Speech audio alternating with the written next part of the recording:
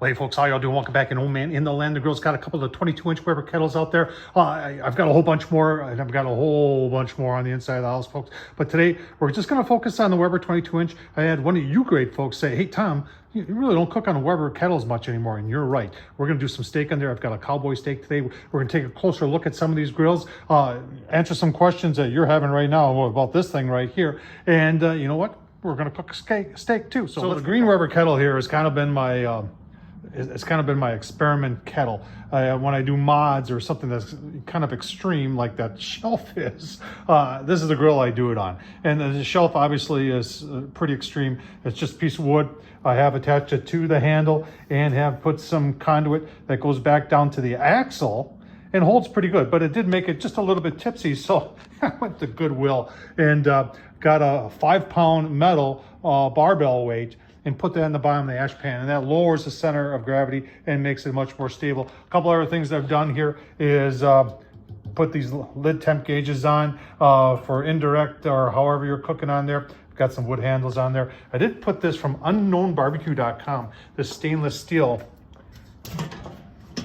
hinge, and that works pretty nice. I like that a lot. And if you're looking on the inside here, you're seeing that I also put a pull port, drilled and put a pull port in there. So a lot of this stuff, folks, I can't say that I was inspiration for anybody, but a lot of this stuff kind of showed up on the S&S grill where they've got this side shelf. Now that side shelf's pretty cool, and it does come up and lock into place, and just like that. And they do sell that separately. Sometimes you got to ask them, but you can buy that separately. It'll fit on your Weber 22 like I got it over there, except you got to drill 2 holes, so you will be voiding the warranty. But they also have a pull port, and they also have a port in the bottom if you want to put a thermostatically controlled blower on there.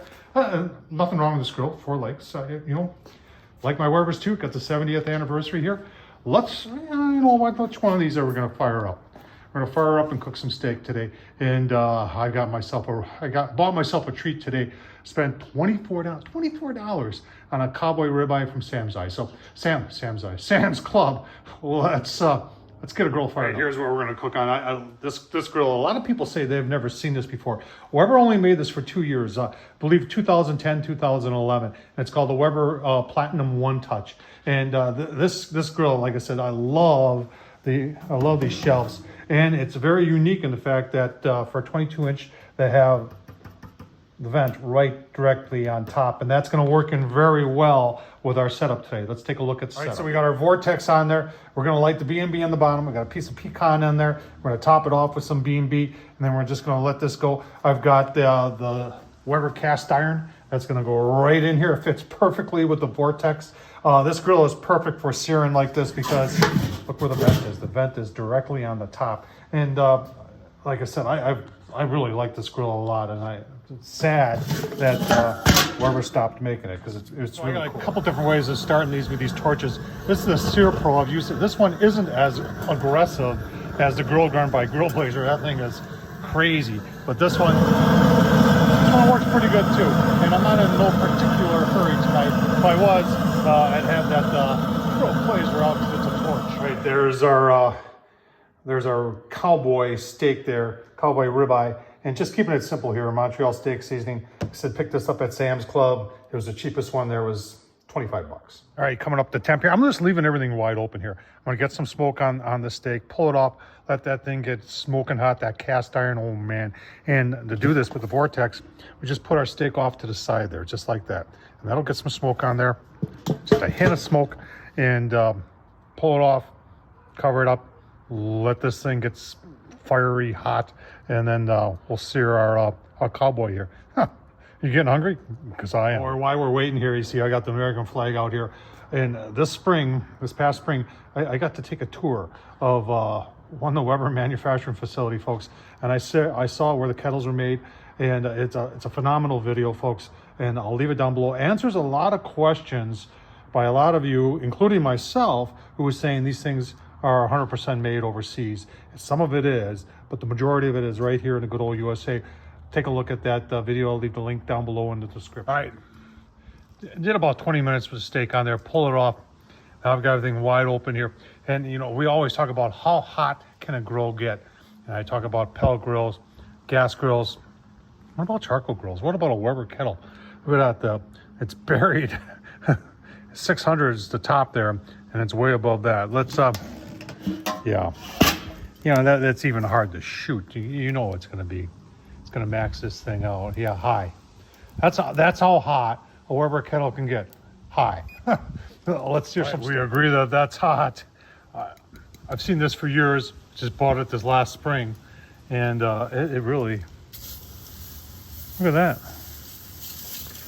It is truly no stick.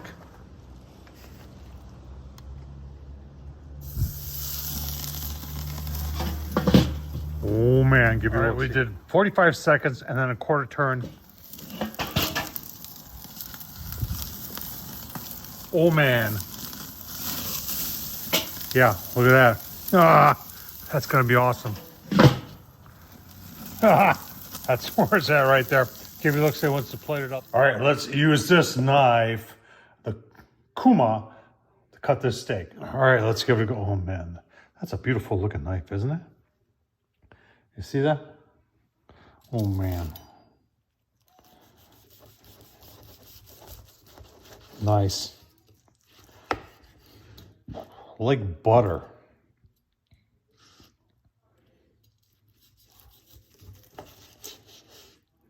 That works very, very nice, folks.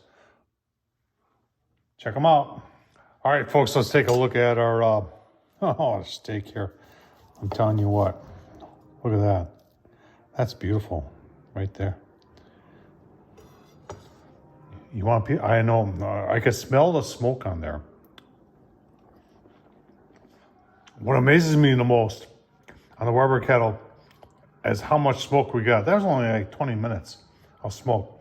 And you could taste it. Oh my gosh, it's good. And then the fact that it's, you can see that's rare, all the way rare. Phenomenal, folks. Tom Horsman YouTube, thumbs up, leave a comment. And as always, thanks for watching.